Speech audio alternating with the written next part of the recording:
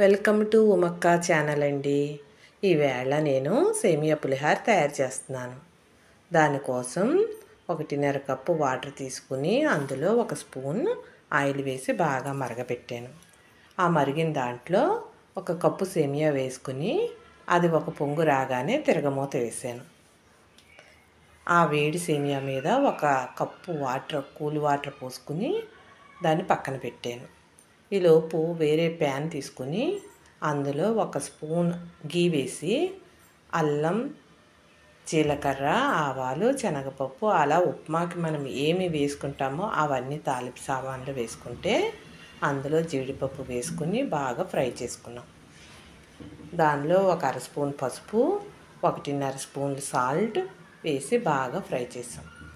ఉడకబెట్టిన సేమియా వేసి పసుపు అంతా సేమియాకి పట్టేలాగా బాగా మెదుపుకున్నాం.